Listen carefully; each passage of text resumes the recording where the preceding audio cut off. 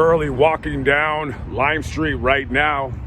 This very same neighborhood 30 years ago lived a 4-year-old boy. His name was James Dupree Lewis Jr. But everybody in the neighborhood called him Squirt. Squirt lived right across the street at 30 South Lime Street. He lived with his 21-year-old mother, Debra Johnson, his baby sister, and the mother's live-in boyfriend, 26-year-old Marcell Martin. They lived right upstairs in apartment 2. On July 28, 1991, Marcell takes Squirt and they go up to a supermarket called Giant, about 1.5 miles up the street from here. So he goes into the supermarket. He tells Squirt, stay in the car, I'll be right back. I just gotta get a couple things. Goes into the store, does his shopping, comes back out to the car, Squirt's gone. Now at first, he's a little bit panicked, but not too much. He goes into the supermarket and he asks one of the workers there, hey, have you seen a little black kid? He's like 4 years old. He's wearing a white shirt with black stripes and blue and yellow shorts, but he has no shoes on. And she says, no, I hadn't seen him. So he turns around, runs back to his car, and starts coming down this neighborhood, going back to that apartment to see if maybe Squirt had ran off back home. Marcell comes back to the apartment, opens the door, Squirt's not there. Okay, then now he's gonna call the police. So he calls the police, they show up to the apartment and they do the subsequent interview. Okay, what was he wearing? What was the last time you seen him? So forth and so on. Now, they're probably thinking he just jumped out of the car and he could be anywhere in this neighborhood right where I'm walking currently right now. So the police, they're probably not panicked, but a lost kid, it is a concerning thing to have a child go missing. So you got all the cops in this neighborhood going up and down, and that first day turns into night. He's nowhere to be found. Second day, they're looking up and down. He's nowhere to be found. Okay, now we have a problem. It's been 2 days. And we have a 4-year-old in the Lancaster, Pennsylvania area, and he's gone missing. Now, everybody's thinking the worst. They're thinking that he could have probably been abducted. Who knows what could have possibly happened to him. The mother's distraught. The boyfriend, not so much. So after about 3-4 days, the detectives, they tell Debra and Marcell, hey, why don't you come down to the station? We want to talk to you. So they come down to the station and they're both acting kind of weird. Debra's very, very quiet. She's very, very solemn. Marcell is acting very evasive. He's not showing any kind of concern, even though that's not his kid. He doesn't really seem concerned. He's very disruptive with his answers. He doesn't look at all worried whatsoever. He has his arms folded. He's just sitting back. Yeah, I don't know. No concern at all in the world. It's like he lost a sock in the dryer. Oh, well, that's pretty much his basic character during the interviews. And this really, really concerned the detectives. So Debra and Marcell, they leave. And the detectives, they get together and they're like, that guy was acting awfully funny. Very, very funny. So they want to talk to him again, but they're going to hold off on that for a while because they still got to do quite a bit of searching in this area to hopefully that this kid turns up safe. We're going into August of 1991. It's been about 2 or 3 weeks since Squirt has gone missing. He's been put all over the newspapers in Lancaster and Eastern Pennsylvania. He's on the local TV news. They've printed flyers with his picture on it all throughout this neighborhood. You can imagine these utility poles would be covered with the flyer with his picture on it. And nobody knows what happened to Squirt. And there's a very unsettling feeling in the detectives that handled this case that Marcell Martin has something to do with the disappearance of Squirt. Now, they told Marcell, they said, hey, listen, just to clear you as a suspect, can you do us a favor? Can you come down to the station and do a lie detector test? And he says, yeah. He goes down to the station, does the lie detector test, and he passes. Okay. Now, a lie detector test, it's not, admissible in a court of law, but, when you fail a lie detector test, which they're not, foolproof, it does make detectives side-eye you if you fail it, but he passed it. But, there's such things as false positives and all that. Just maybe the operator had a bad day. Who knows? They're not foolproof, basically, is what I said. So he leaves the station.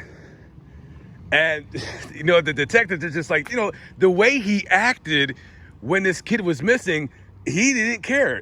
That's just weird. Even though it wasn't his flesh and blood son, you're in a relationship with the mother. The mother's upset. Wouldn't you be upset at least because the mother's upset?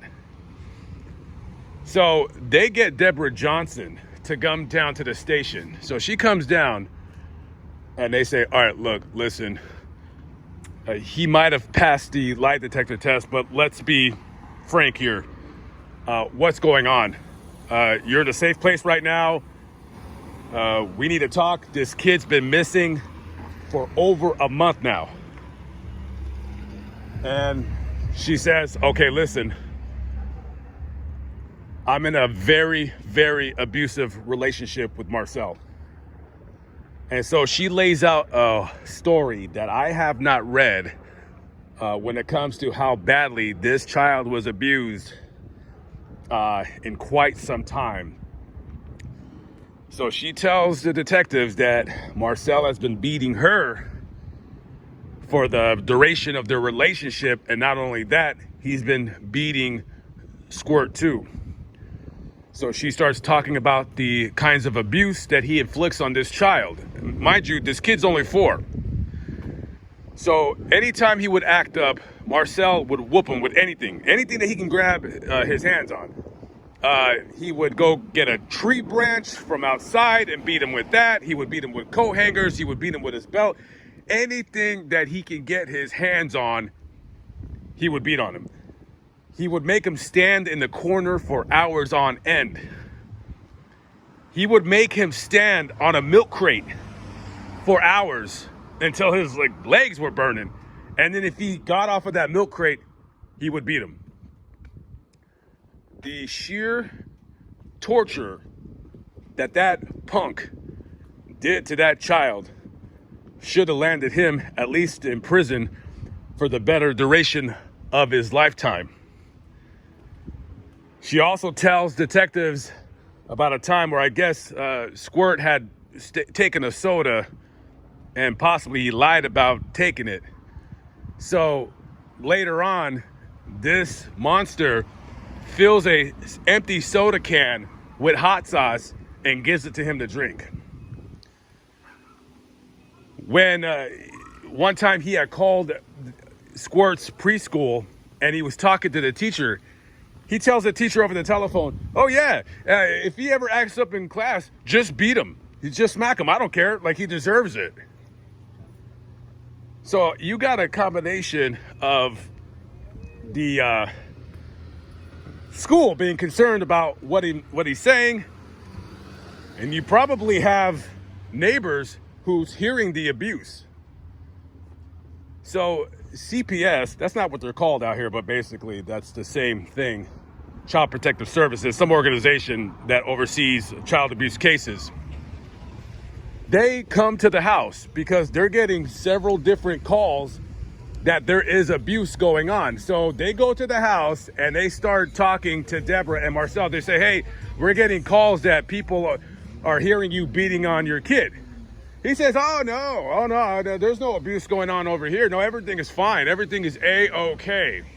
Okay, everything is A-okay. I'm assuming they talked to Squirt. I'm assuming they looked at his body. They told him to take off his shirt to see if they could see any marks.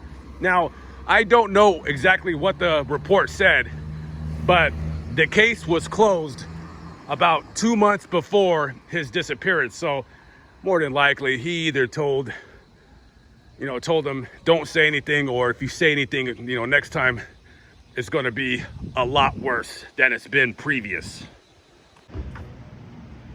We fast forward along to October of 1991. It has been almost 2 months now since 4-year-old James Dupree Lewis Jr., affectionately known as Squirt, has been missing. Now, homicide investigators, they have quite a dilemma on their hands. Now, they could do one of a couple things. Of course, they could just say, we'll wait for an anonymous tipster to give us a call to give us more information on this case so we can proceed with charges. Who knows how long that's going to take? We don't really know. Or they could proceed with an indictment. Now, like people have often said in these kinds of situations, no body, no crime. If you don't have a body, you technically don't have a crime. You're going to proceed to trial with nothing but circumstantial evidence and the testimony of Squirt's mother, Debra Johnson, detailing the horrors and the abuse that took place in the household. You're going to hope that you're going to convince a jury of 12 men and women that even though there is no body, more than likely, James Dupree Lewis Jr. is dead. None of his family members have him. Nobody's hiding him. This guy abused him.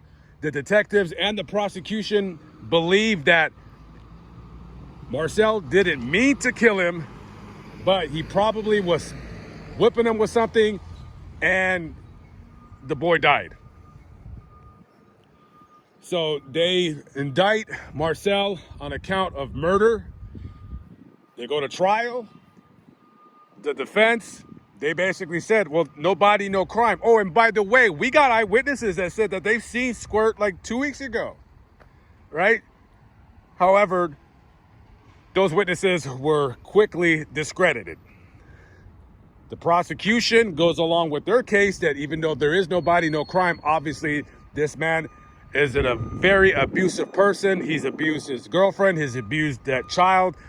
There is details of him committing all kinds of atrocities and horrors upon that 4-year-old little boy.